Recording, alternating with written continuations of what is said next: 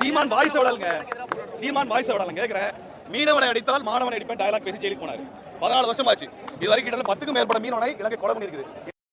நான் நேரா அப்படியே கேக்குறேன், என்ன பண்ண நீ? 10 மீனவனை கொண்டிருக்காங்க, என்ன பண்ண நீ? இலங்கை தூதரகம் இங்க தான் இருக்குது, இலங்கையோட புத்தம்படம்லாம் இங்க தான் இருக்கு, என்ன நீ? சீமான் அதை பண்ணாரா? ஏன்னா நான் மீனவனை அடித்தால் மாணவன் அடிப்பேன் டயலாக் பேசினேன். 14 வருஷமா இது வரைக்கும் 12 பேரை கொலை பண்ணிருக்கான் சிங்கள மீனவன், சிங்கள ராணுவம். என்ன பண்ண நீ? இந்த வீரமலை எங்க தான் காம்பனி தமிழனுக்கு எதிரான எல்லா வேலையும் செய்வார். சீமான் வந்து இடைத்தேர்தலுக்கு முன்னாடி பெரியார் இழிவா பேசுறது காரணமே பிஜேபி பொறிக்கிறது தான்.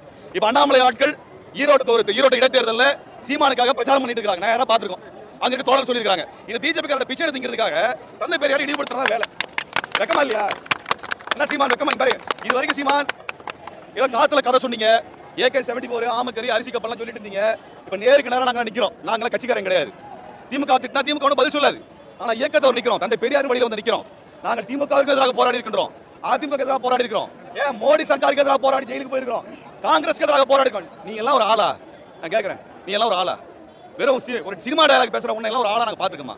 நாங்க இங்க போராட்டம் நடத்தும் போது 10 பசங்களை வந்து கடைக்கு அனுப்புற, தனியா தோழர்கள் நடத்த போய் கடைக்கு அனுப்புறியே, இதே தெரியல நீ எவ்வளவு கோலம் என்ன? உனக்கு என்ன மரியாதை நாங்க தரணும்? பாத்துக்கோ, நாங்க பாத்துக்கோ, நீங்க வர பாத்துக்கோ. தேர்தலில் நாங்க பாத்துக்கோ, நேரா ஈரோடு தேர்தலில் சீமானை நேருக்கு நேரம் எதிர்கொள்றோம். சீமான் முடிஞ்ச பாப்போம். அப்புறப்படுத்துங்க, தயவு செய்து அப்புறப்படுத்துங்க. அதான் நான் சொல்லிட்டேன், அப்புறப்படுத்துங்க. நான் அப்புறப்படுத்த போறேன், அரசியல் அனாதை ஆயினேன். அத பல அனாதைகள் சொல்லுது. 32 இயக்கம் சேர்த்து 300 பேரை தட்டி விட முடியல. ஒரு ஆள் 10 பேரை கூட்டிட்டு வந்தாலே பெரிய எண்ணிக்கை இருந்திருக்கும். உங்களுக்கு பாதுகாப்புக்கு நின்ன காவலர்கள் எண்ணிக்கை தான் அதிகம். என்ன அப்புறம் எங்கிட்ட அப்புறப்படுத்த போறீங்க? என்ன அப்புறப்படுத்துறது? 6 சீட்டு 1/4 சீட்டுக்கு போய் கையெட்டி நிக்கிறீங்க. என்ன கேட்கிறீங்க? 234 இடம் ஏன் இடம்? நாடு ஏன் நாடு? எதுக்கு இந்த துணிவு, இந்த திமிரு ஏதாவது இருக்கா? உண்மையான கம்யூனிஸ்டம் என்றதா இருக்கு. இந்த மண்ணுல என் மக்கள் உழைச்சி சிந்துற வேர்வையில அவன் சிந்தன ரத்தத்துல செவந்தது எங்க கொடி. உண்மையான கம்யூனிஸ்டம், உண்மையான முற்போக்கு, சீர்திருத்தம், சமூக நீதி, பெண்ணிய உரிமை எல்லாம் பிரபாகரன் பிள்ளைகிட்ட இருக்கு.